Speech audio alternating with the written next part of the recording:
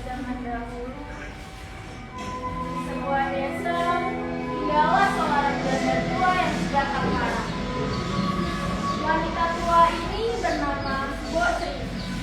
Suaminya sudah meninggal sejak lama, dan ia tidak memiliki seorang anak. Bu Sri ini menghabiskan hari-harinya tanpa seseorang untuk menemani.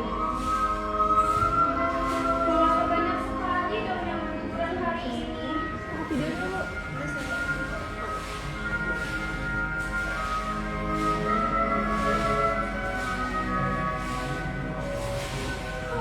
Lelahnya.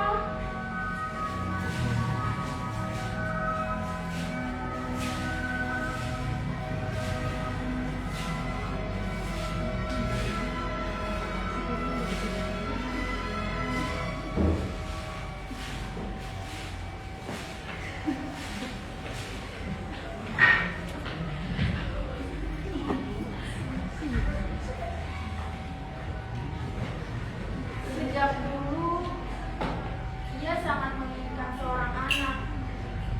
Namun, impiannya tidak pernah bisa terwujud.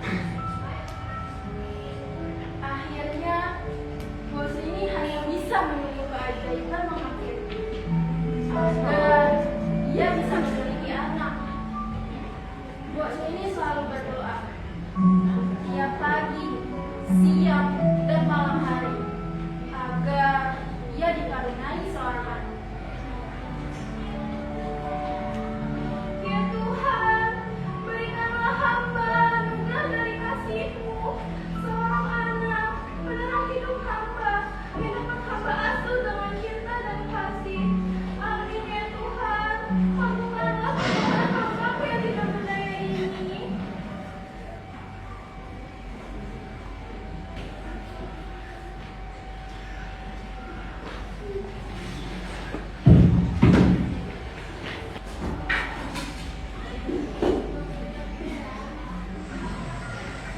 Pada suatu pagi, bos ini pergi ke hutan untuk mencari kayu bakar. Dalam perjalanan pulang ke rumah, ia beristirahat sebentar di bawah pohon karena merasa kelelahan. Sambil melamun, ia memikirkan akan betapa mudah pekerjaannya jika ia memiliki seorang anak. Seandainya memiliki anak, pasti pekerjaannya akan terasa jauh lebih mudah. Bos ini kemudian bangkit untuk melanjutkan perjalanan. Namun, ia bertemu dengan Gendong Ijo, raksasa yang suka memakan manusia.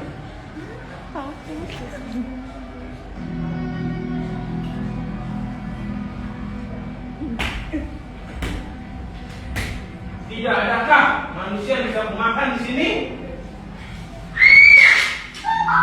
Jangan makan aku.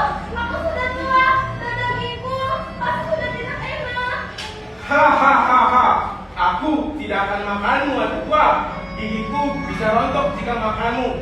Sebagai gantinya, serahkan anakmu untuk bersantap. Sayangnya, aku tidak memiliki anak. Sih, merepotkan. Toijo pun mengeluarkan karung berisi biji timun dari saku-saku. Itu, biji timun tersebut akan tumbuh menjadi timun emas. Tapi kau harus berjanji padaku untuk mengembalikannya 6 tahun lagi. Mendengar dirinya akan memiliki anak, bos ini merasa begitu bahagia sehingga tanpa pikir dia menyetujui perjanjian tersebut. Baiklah, aku berjanji.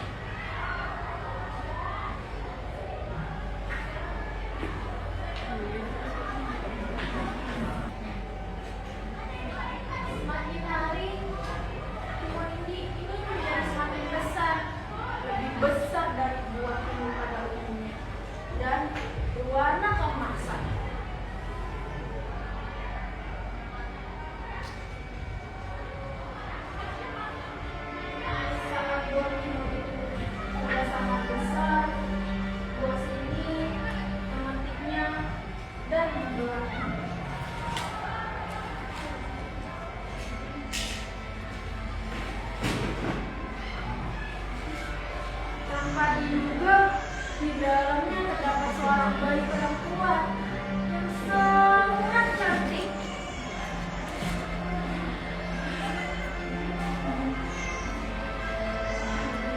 Ya Tuhan, betapa cantiknya bayi ini. Akhirnya aku menjawab doa yang telah hamba panjatkan selama ini. Terima kasih Tuhan. Bok Srini sangat bahagia mendengar suara tangisan bayi. Ia pun memberinya nama Timun Mas. Mulai sekarang namamu adalah Timun Mas, anak cantikku.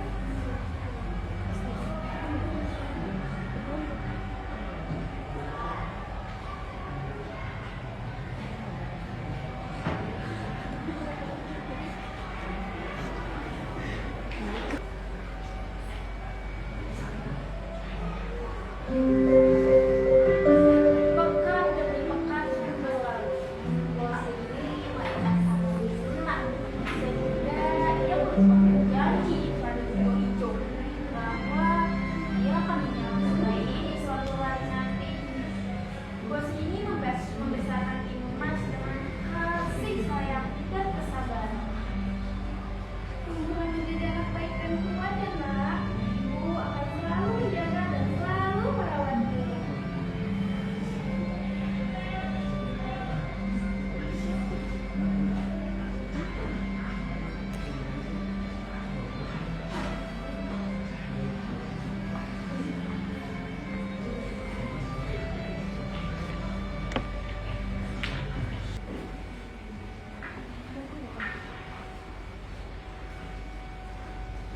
Namun, sudah di kejauhan, 3 orang wanita desa yang berusia hanya sedikit lebih muda dari bos ini memperhatikan hal tersebut dan membicarakan apa yang janggal bagi mereka. Cih, janda tua itu pasti anaknya jatuh dari langit. Benar, dia pasti menggunakan sihir. Jangan biarkan anakmu diberikan anaknya. Kalau dia dapat usaha baik seperti itu, bayi pasti lumpuh. Bagaimana kalau bayi itu dia bukan sembarangan dari hutan? Bisa saja, janda tua itu betul saja, dan dia akan melakukan apa saja, bahkan menguras sekalipun. Astaga, kalau begitu, anak itu bisa menghasilkan tubuh kita.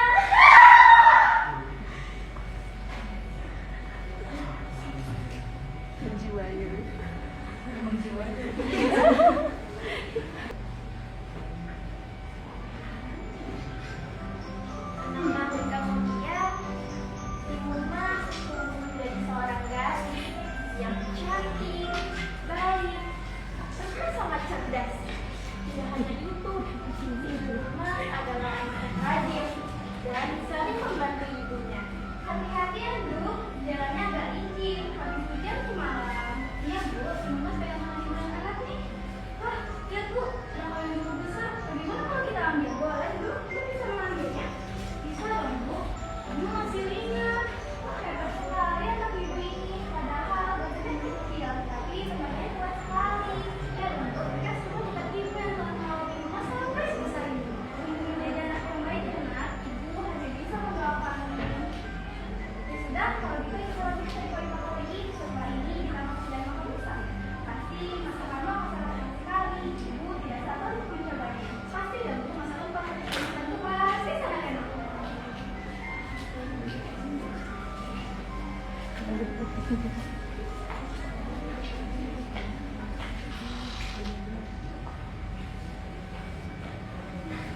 Saat sedang mencari kayu bakar, tiba-tiba mereka bertemu Tio Ijo sama Kunta. Ya itu adalah sama aku. Hei, mahasiswa, gadis muda itu pantesan tampakku yang besar itu kan? Bos ini yang panik berusaha untuk membujuk Tio Ijo agar menjadi Mas lebih besar lagi. Tio Ijo, Timun Mas sangat kecil, pastilah dagingnya belum banyak. Bagaimana kalau menunggu 2 tahun lagi? Kau benar. Aku tidak akan kenyang jika makannya sekarang. Baiklah, aku akan kembali dalam 2 tahun lagi. Pastikan dia tumbuh dengan baik. Syukurlah kita selamat, nak.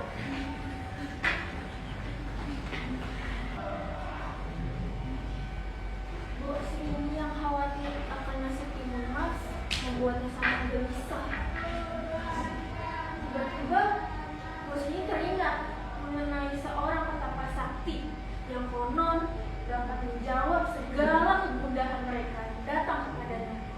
Rumor mengatakan bahwa petapa sakti tersebut tinggal di gunung yang berada di belakang desa mereka. Timun Mas, kemarilah, nak. Kok si ini pun segera menyampaikan idenya tersebut kepada Timun Mas. Iya, Bu, ada apa? Mengenai rakyat tersebut begitu tempoh hari, konon katanya ada petapa sakti yang dapat memindahkan segala masalah. Bagaimana kalau untuk pergi ke kediaman beliau? Jika itu Ibu minta, Timun Mas akan melakukannya. Rumornya beliau tinggal di gunung belakang desa kita. Sebaiknya pergi sekarang sebelum matahari di atas kepala. Baik, Bu, Timun Mas akan bersama saya.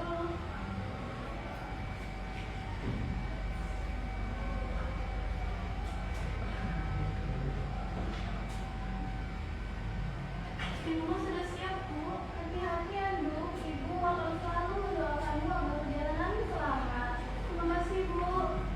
Timun Mas sampai pulang dulu ya.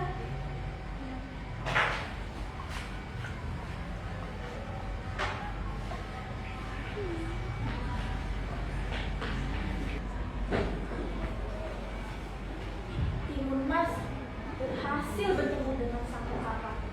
Dia pun menceritakan semuanya kepada petapa tersebut. Selamat pagi, petapa. Apa yang pertanyaan Anda? Pagi yang damai, anakku. Duduklah. Aku telah lama menantimu. Ceritakanlah kepadaku. Ada tujuan gerangan apa datang ke sini? Timun Mas, datang karena itu. Tidak apa, tapi aku sudah hidup. Hari di mana Buku Ijo akan datang, lagi janji untuk mereka buat sebelum Timun Mas lahir. Aku berjanji kepada Buku Ijo untuk menyerahkan kembali ketika Timun Mas usia 6 tahun. Bukan tidak ingin dia masih masuk pada Buku Ijo. Namun itu, bukan salah kamu melawan aku sekuat itu. Timun Mas ingin melindungi Ijo jika memang harus melawan. Timun Mas ingin tahu caranya.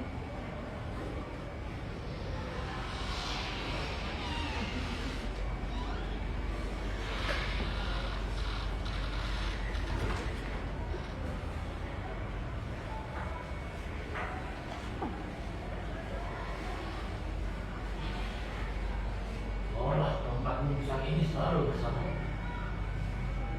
Keempat bungkusan. Berisikan jarum, biji timun, garam dan terang. Jika kau ingin selamat dari samar bahaya, buta hidup, maka bawalah selalu keempat bungkusan ini bersamamu. Terima kasih banyak, petapa. Timun Mas pamit pulang dulu ya. Timun Mas selalu membawa keempat bungkus tersebut kemanapun ia pergi untuk berjaga jarak.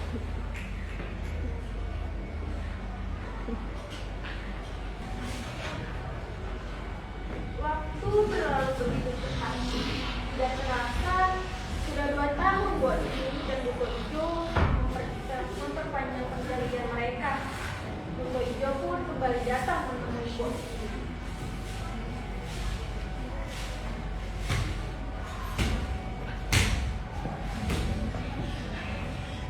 Hey my God, 2 tahun berlalu. Mana sahabat tinggal di situ? Tepat pada saat itu, Timun Mas sedang berjalan kembali ke rumah. Mereka sehabis menjual hasil kebun mereka.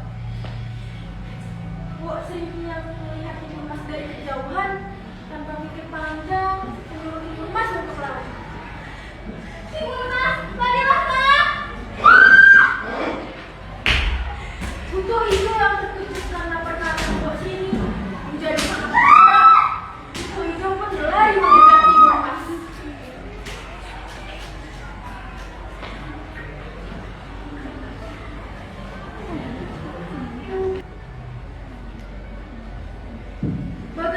pun juga langkah Buto Ijo lebih besar dari Timun Mas, sehingga dengan mudah Buto Ijo menyusul Timun Mas.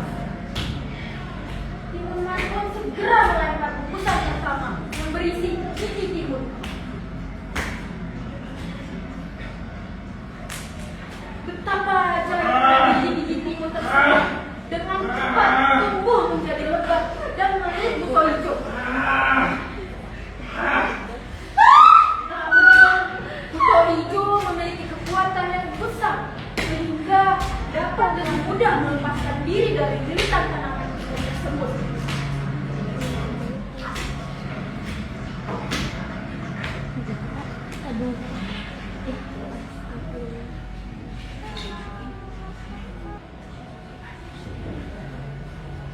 Timun Mas kembali berlari melihat Buto Ijo yang telah terlepas dari lilitan tanaman timun.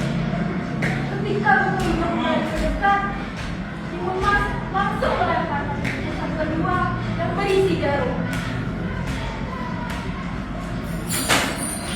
Seketika jarum-jarum tersebut tumbuh menjadi bambu yang tinggi dan licin. Buto Ijo pun kesulitan melalui hutan bambu itu.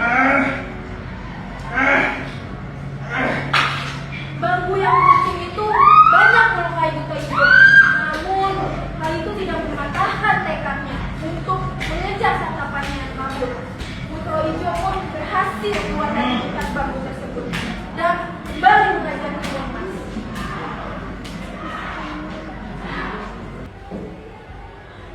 Ketika Buto Ijo kembali mendekat, Timun Mas langsung melemparkan bungkusan ketiga yang berisi garam.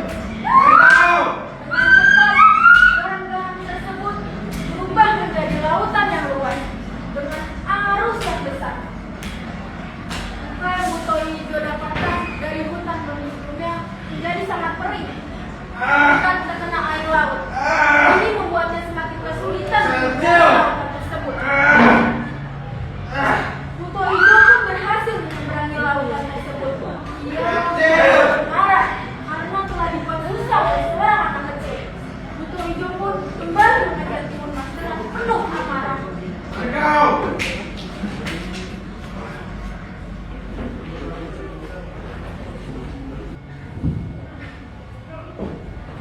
Buto Ijo sudah sangat dekat dengan Ia pun berusaha untuk menangkapnya. Timun Mas hanya memiliki satu bungkusan terakhir. Ia pun melemparkan bungkusan terakhirnya yang berisi terasi, berharap Buto Ijo akan berhenti mengejar itu. Terasi tersebut segera berubah menjadi lautan lumpur yang panas. Buto Ijo yang sudah sangat marah tidak memiliki bahaya yang ada di depan matanya. Berpikir panjang, Buto Ijo masuk ke dalam lautan lumpur yang panas. Kali ini ia tidak bisa membebaskan diri. Lautan lumpur itu membuatnya sulit untuk bergerak, sehingga dengan cepat menenggelamkan Buto Ijo. Timun Mas telah berhasil mengalahkan Buto Ijo. Ia pun segera pulang ke rumah.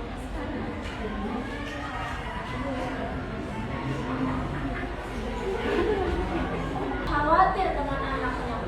Apakah dia akan selamat dari Buto Ijo yang jauh lebih besar dari anaknya itu?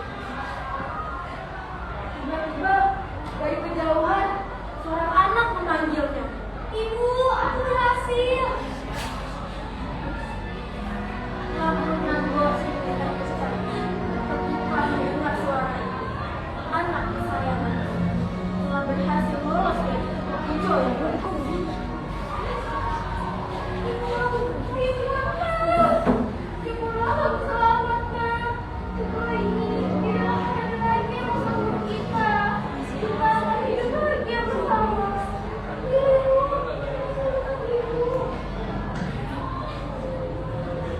Akhirnya mereka berdua pun hidup dengan damai sebagai ibu dan anak selamanya.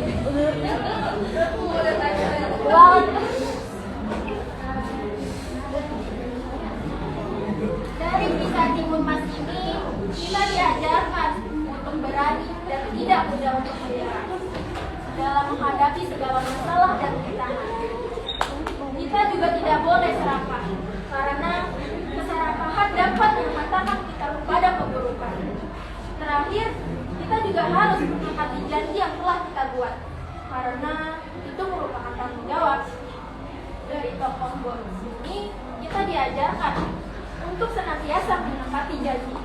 Jika kita melanggar janji tersebut, kita harus siap untuk menanggung jawab konsekuensinya. Dari tokoh sebelumnya, kita diajarkan terus berusaha dan tidak mudah. Untuk pada akhirnya mendapatkan hasil yang memuaskan. Dari tokoh Buto itu, kita diajarkan untuk jangan serakah dan mementingkan ego kita sendiri.